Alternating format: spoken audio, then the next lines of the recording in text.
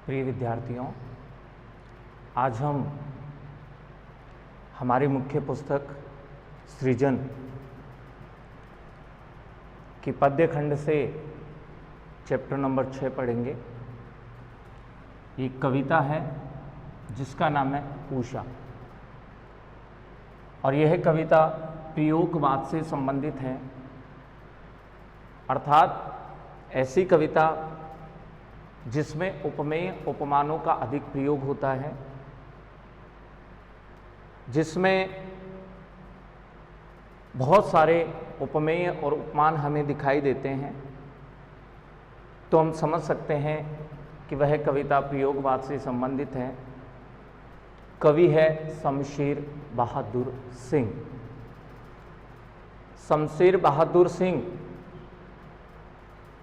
ये प्रयोगवाद के एक बहुत ही महत्वपूर्ण कवि है, बहुत प्रसिद्ध कवि हैं। इनकी उषा कविता आज हम पढ़ते हैं। प्राथ नभ था बहुत नीला शंख जैसे, भोर का नभ राख से लेपा हुआ चौका अभी गीला पड़ा है। बहुत काली सिल जरा से लाल केसर से की धुल गई हो, स्लेट पर या लाल खड़िया चाक मल दी हो किसी ने।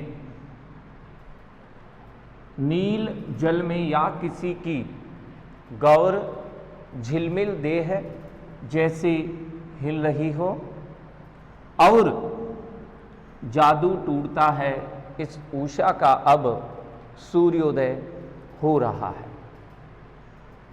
इस कविता में उषा के सौंदर्य का वर्णन किया गया है, बहुत सारे उपमेय उपमानों का प्रयोग किया गया है, और इस कविता में मुख्य रूप से हम देखें तो पहली पंक्ति बहुत बड़ी है, दूसरी काफ़ी छोटी है, तीसरी उससे थोड़ी बड़ी है और चौथी उससे छोटी है। कहीं पर बहुत बड़ी पंक्ति दे दी है तो कहीं पर बहुत छोटी पंक्ति भी दी गई है। ऐसा देखने से हमें पता चल रहा है कि ना इन पंक्तियों में वर्ण बराबर हो सकते हैं और ना मात्राएं बराबर हो सकती है। देखने पर ही हमें पता चल जाता है कि ना वर्ण बराबर होंगे और ना मात्राएं बराबर हो। तो जब वर्ण बराबर नहीं है, इसका अर्थ हुआ यह वार्णिक छंद भी नहीं है, और जब मात्राएं बराबर नहीं है तो हम समझ जाते हैं इसमें मात्रिक छंद भी नहीं है। छंद दो ही प्रकार के हैं, या तो वार्णिक छंद या फिर मात्रिक छंद। दोनों ही इस कविता में नजर नहीं आते हैं, इसलिए हम कह सकते हैं कि यह कविता छंद मुक्त है।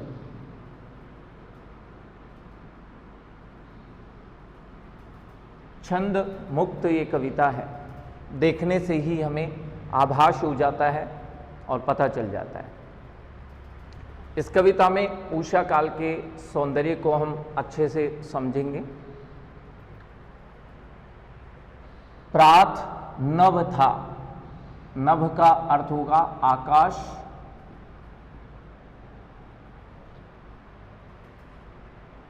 प्रातःकालीन आकाश बहुत नीले शंख जैसा था।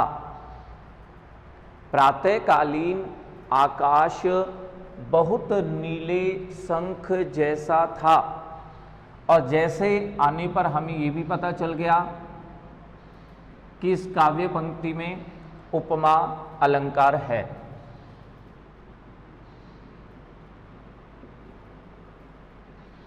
जहां पर समानता के कारण तुलना की जाती है, और सा सी से सो सम समान सरी सदृश जैसा जैसी जैसे तरह आदि का प्रयोग हो जाता है, तो हम समझ जाते हैं कि वहाँ लगभग उपमा अलंकार हो सकता है।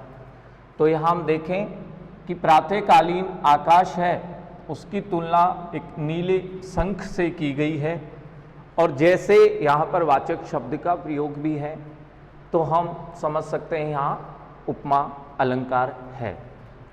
अर्थ देखते हैं, प्रातःकालीन आकाश बहुत नीले शंख जैसा था।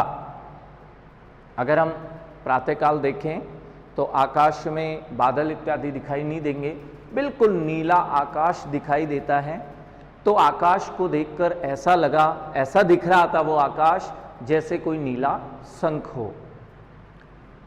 भोर का नभ, अब थोड़ा समय व्यतीत हुआ। भोर का नभ, राख से लीपा हुआ चौका अभी गीला पड़ा है। हम जानते हैं कि पहले कच्चे चूल्हे हुआ करते थे, आज भी गांव में कच्चे चूल्हे हैं जिन पर भोजन बनाया जाता है। तो उस चूल्हे के आसपास हम भोजन बनाने से पहले चौका लगाते हैं, जो राख या मिट्टी से लगाया जाता है। तो भोर के नभ की तुलना भी उसी से की गई है कि भोर का नभ ऐसा दिखाई दे रहा था कि जैसे राख से लिपा हुआ कोई चौका हो और वह अभी गीला पड़ा है। राख से हमने चौका लगा दिया है और अब वह चौका गीला है, तो जिस रंग का दिखाई दे रहा है, जिस तरह का वो चौका दिखाई देगा, ठीक भोर का नभ भी ऐसा ही दिखाई दे रहा था। कई बार यहां से प्रश्न भी बन जाता है कि प्रातःकालीन आकाश और भोर के नभ में क्या अंतर है। तो हम बता सकते हैं, प्रातःकालीन आकाश तो बहुत नीले शंख जैसा था, जबकि भोर का नभ राख से लिपे हुए गीले चौके जैसा था। ध्यान रखें, ऐसा प्रश्न बन सकता है, संभावित है। आगे बढ़ते हैं। बहुत काली सिल, या शिला या पत्थर को कह सकते हैं। जरा यानी थोड़ा,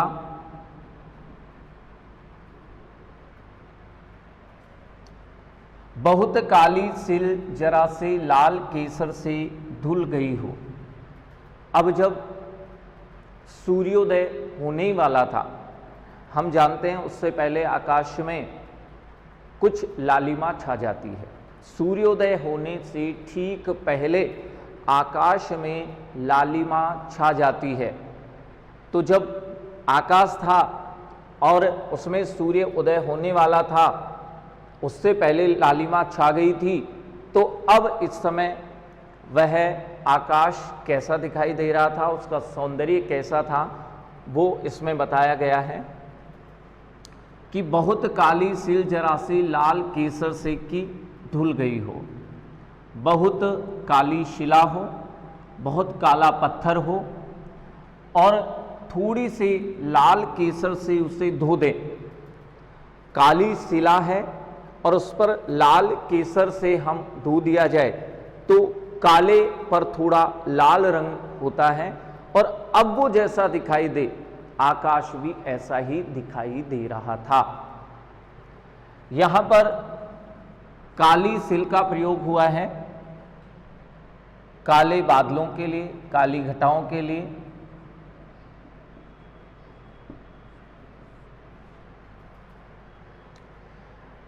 जब सूर्योदय होने वाला होता है तो उससे ठीक पहले सूर्योदय पूर्व दिशा से होना है, तो जहां से सूर्योदय होगा उसके ऊपर आकाश में कुछ काली घटाएं भी नजर आने लगती है।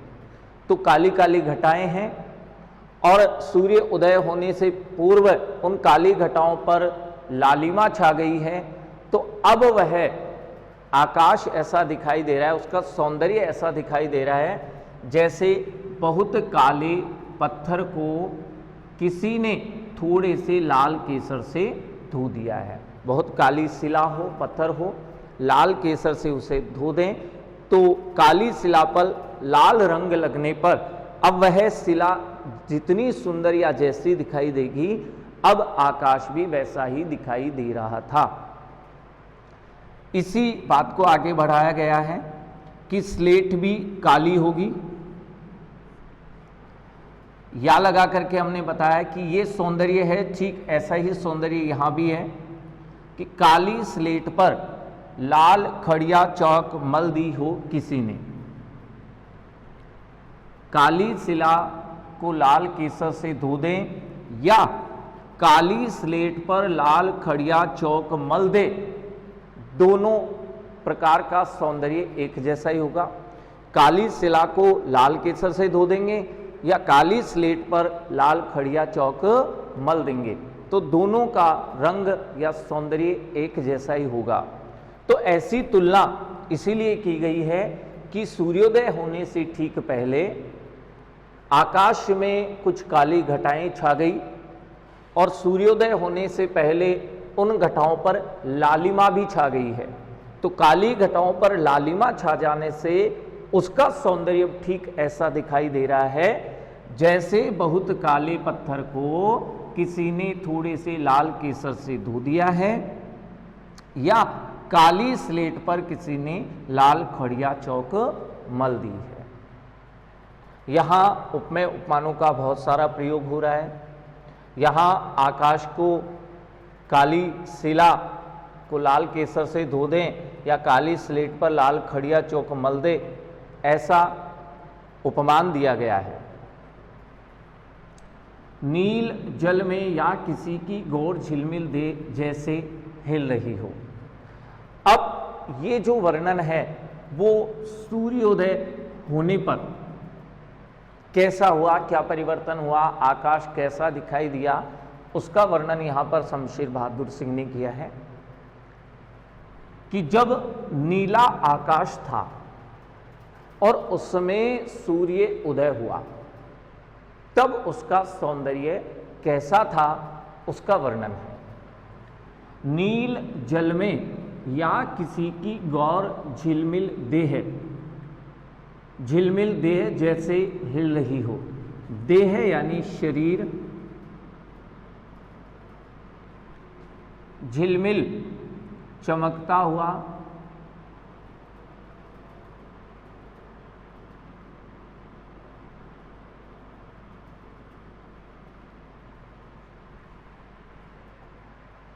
गौर यानी गोरा। नीले जल में किसी का गोरा चमकता हुआ शरीर हिल रहा हो। जब उस नीले आकाश में सूर्य उदय हुआ तो हम जानते हैं कि सूर्य चमकता हुआ भी रहता है, बिल्कुल गौर वर्ण का भी होता है, और जब सूर्य को ध्यान से हम देखते हैं तो ऐसा वो हिलता हुआ सा भी प्रतीत होता है। तो ठीक नीले आकाश में जब चमकता हुआ सूर्य था और वो हिल रहा था तो उसे देखकर हमें ऐसे लगा कि जैसे नीले जल में किसी का गोरा शरीर चमकता हुआ हिल रहा हो। यहाँ पर उस उषा काल का वर्णन है, वो किसी सुंदर चमकती हुई गौर वर्ण की एक युवती से तुलना की गई है। तो हम यहाँ पर कह सकते हैं मानवीकरण अलंकार का भी प्रयोग है।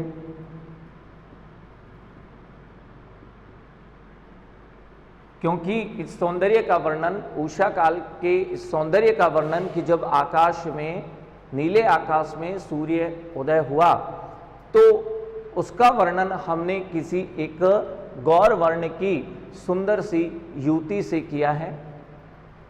तो मानवीकरण अलंकार वहाँ होता है जहाँ प्रकृति के किसी तत्व या किसी गुण का वर्णन हम मानवीय गुणों के साथ कर दें तो मानवीकरण अलंकार कहलाता है। जब नीले आकाश में सूर्य उदय हुआ तब ऐसा लगा जैसे नीले जल में किसी का गोरा शरीर चमकता हुआ हिल रहा हो। और जब सूर्य उदय हो गया तो उसके बाद क्या हुआ वो बताया गया है कि जब सूर्योदय हो गया तो अब उषा का जादू भी टूटता है, यानी समाप्त हो जाता है।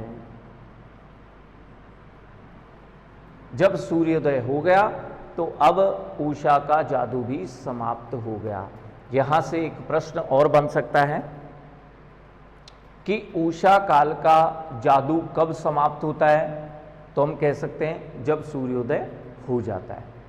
दूसरा प्रश्न बन सकता है कि उषा का जादू क्या है?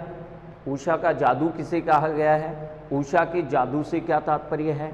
तो हम कह सकते हैं कि उषा काल के समय थोड़े थोड़े समय अंतराल में आकाश में बहुत सारे परिवर्तन होते हैं। कभी आकाश नीले शंख जैसा दिखाई देता है तो कभी राख से लिपे हुए गीले चौके जैसा दिखाई देता है। कभी काली सिल को लाल केसर से धो दें या काली स्लेट पर लाल खड़िया चौक मल दे वैसा दिखाई देता है।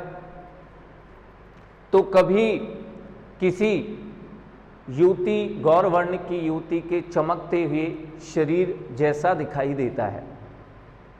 तो आकाश में उषा काल के समय थोड़े थोड़े समय अंतराल में ये जो परिवर्तन हो रहे हैं, कभी आकाश कैसा दिखाई देता है, कभी कैसा दिखाई देता है, तो ये सभी परिवर्तन है, उन्हें उषा का जादू कहा गया है।